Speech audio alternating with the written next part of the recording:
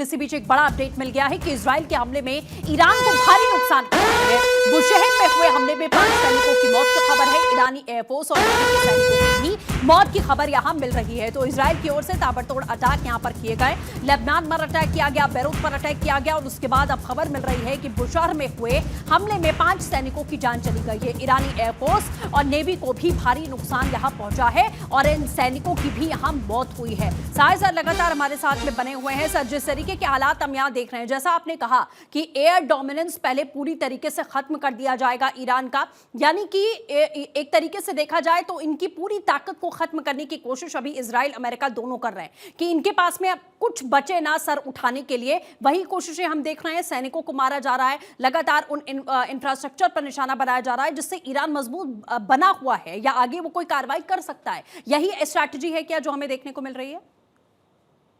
इनके जो campaign objectives थे उनको डीन्यूक्लियराइज कर देना, उनके एनरिच्ड यूरेनियम को कंट्रोल कर लेना या उनको बाहर शिफ्ट कर देना या उनको खत्म कर देना, उनकी मिसाइल प्रोग्राम्स को रिस्ट्रिक्ट कर देना, स्ट्रेटेजिक मिसाइल्स को मतलब long range ballistic missile programs को जो 2000 और उससे ज्यादा किलोमीटर की मार कर सकती हैं, क्योंकि इजराइल का डिस्टेंस फ्रॉम ईरान 2200-2300 किलोमीटर है। तो उनका सारा कंसर्न है कि इजराइल के ऊपर ईरान का लाइकली थ्रेट कम कर दिया जाए।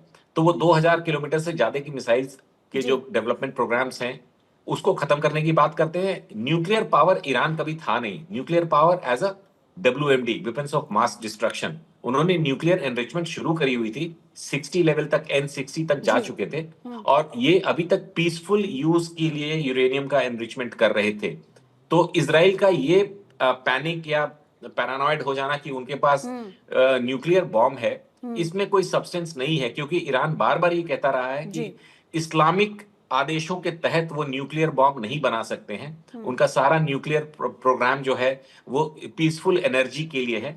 और इसी के बाद जब उनका जून में इन्होंने मिडनाइट हैमर किया था, तो उसके बाद आपने देखा कि वो उसके बाद कोई रेडियो एक्टिव लीक्स नहीं हुए, मतलब न्यूक्लियर वेपन वहां पे नहीं थे जी। और बहुत ही जल्दी उन्होंने उसको रिकंस्ट्रक्ट करना भी शुरू कर दिया था। लेकिन फिर भी एक जिद है यूएस और इजराइल की कि उनका न्यूक्लियर प्रोग्राम, उनका मिसाइल प्रोग्राम खत्म हो जाए और वो अपने प्रॉक्सीज को हार्डवेयर देना बंद कर दें, 3H को हार्डवेयर देना बंद कर दें, ताकि इजराइल की एग्जिस्टेंशियल थ्रेट को न्यूट्रलाइज किया जा सके। और ये बहुत मेथोडिकल तरीके से अपना कैंपेन चला रहे हैं। मुझे लगता है कि अगले 3 से 4 दिन में जब ईरान की फायर पावर और कम हो जाएगी, अभी ही देखें वो अपनी सारी लड़ाई सिर्फ ड्रोन से लड़ते दिख रहे हैं। 60 to 70% of all the assaults coming from Iran are drone based, जो कि बहुत छोटी पोटेंसी के इधर उधर रोग तरह से उड़ रहे हैं। उनको इंटरसेप्ट करना भी मुश्किल होता है। कई बार उनकी सिग्नेचर्स जो होते हैं वो इतने कमजोर होते हैं कि छोटे से छोटा रडार भी उनको पकड़ नहीं पाता है। उनका क्रॉस सेक्शन बहुत छोटा होता है, तो उनको हिट करना, और ये बहुत भारी मात्रा में मोबाइल हैं, कहीं किसी गांव में ले जाके वहां से लॉन्च, एग्जैक्टली जो हिजबुल्लाह ने कल किया है या आज भी किया है, जिसके बाद बेरूत में, सेंट्रल बेरूत में, उसका नाम ये विलेज इसलिए बोल रहे हैं क्योंकि विलेज का कंसेप्ट वहां है कि शहर से डिस्कनेक्टेड, बट वो काफी सिविलियन पॉपुलेशन वाला इलाका है बेरूत का। बिल्कुल ठीक है सर। बड़ी खबर है कि यूएई में ईरान के लगातार हमले जारी हैं। हमले को देखते हुए कनाडा ने बड़ा फैसला लिया है। कनाडा ने अपना दूतावास बंद कर दिया है। तो एहतियात के तौर पर ये फैसले हो रहे हैं क्योंकि यूएई में इस समय ईरान के लगातार हमले ताबड़तोड़ जारी हैं। हमलों को देखते हुए कनाडा ने बड़ा फैसला भी किया, अपना दूतावास यहां बंद कर दिया है। निपुण जी हमारे साथ जुड़े हुए हैं। निपुण जी, अब आगे क्या? ये बार बार सवाल सभी के जहन में है क्योंकि इतनी पावर ईरान में है नहीं कि वो अमेरिका और इजराइल का सामना कर पाएगा, क्योंकि फुल फ्लेज अब वॉर में ये सिचुएशन हमें देखने को मिल रही है। नई रिजीम की बात बार बार हो रही है कि अमेरिका और इजराइल का मकसद अगर मोटा मोटी देखा जाए तो यही कि एक नई रिजीम वहां पर बने, लेकिन वो कैसे स्थापित होगी जिस तरीके के अभी हालात हम यहाँ देख पा रहे हैं ईरान के भीतर?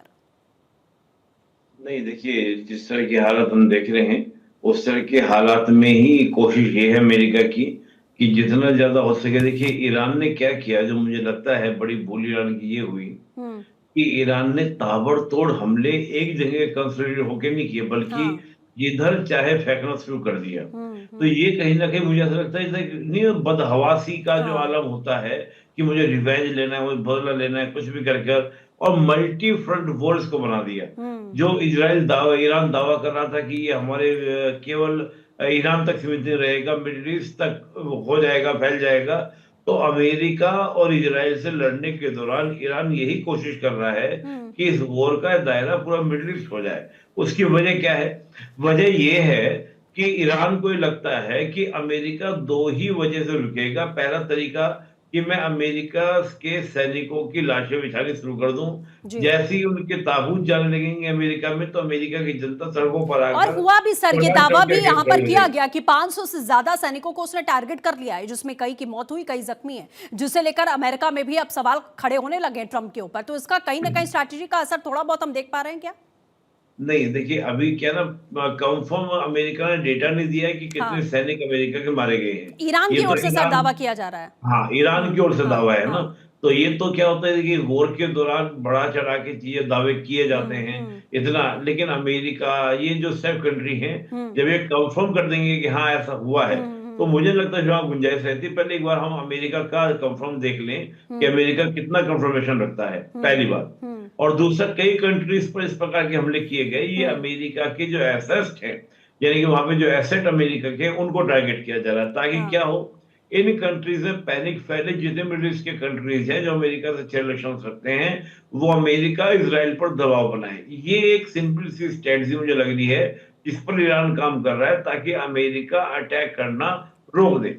लेकिन इस समय स्थिति ये है कि ईरान अपने दौर के सबसे कमजोर हालत में है। जी। उसका कारण क्या है? टॉप लीडरशिप, कई, केवल खामनेई ही नहीं बल्कि रक्षा मंत्री हैं और भी कई टॉप लीडरशिप को अमेरिका टारगेट कर चुका है, उनको मार चुका है। इंटरनल क्या है कि जो इस्लामिक रूल वहां पर है, उसके समर्थन में बड़ी आबादी है, और एक बड़ी आबादी जो है उसका विरोध कर रही है। तो जो विरोध करने वाली जनता है वो थैंक यू डोनाल्ड ट्रंप कह रही है, थैंक यू अमेरिका कह रही है।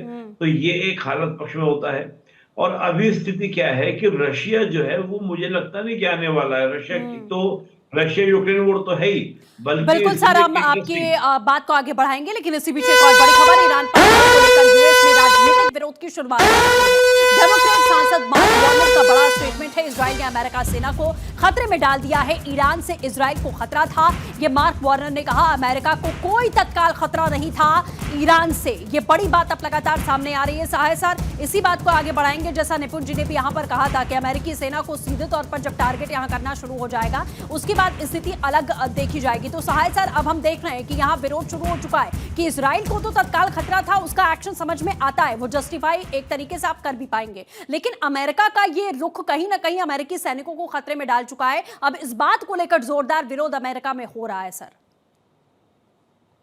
देखिए, अमेरिका का एक बहुत बड़ा तबका, खास करके डेमोक्रेट्स का एक बहुत बड़ा तबका, और इंक्लूडिंग वहां की जुडिशरी में बहुत लेफ्ट लीनिंग थियोलॉजिस्ट हैं। ऐसे फिलॉसफी है उनकी जो कि अगेंस्ट इजराइल, अगेंस्ट ज्यूज, और ये धीरे धीरे करके पैन ग्लोब हो रहा है। यूरोप में हो रहा है, इटली, फ्रांस, ऑस्ट्रेलिया। इसी तरह अमेरिका में भी एक बहुत बड़ा तबका है जो ज्यूज के साथ नहीं खड़ा है, रेडिकल इस्लाम का साथ देते हुए दिख रहा है, because of voting powers, because of citizenship issues. उनका फार लेफ्ट लीनिंग एक अप्रोच रहा है। और ये जो स्पोक्स पर्सन है जो डेमोक्रेट के ही हैं, वो इस बात को पहले से ही कर रहे हैं, हमले के दिन से ही कह रहे हैं कि ये गलत हो गया, इसमें कांग्रेस को क्यों नहीं आपने कॉन्फिडेंस में लिया एंड ऑल दैट। तो मार्को रूबियो का जो स्टेटमेंट आया है अभी कुछ वक्त पहले, जिसमें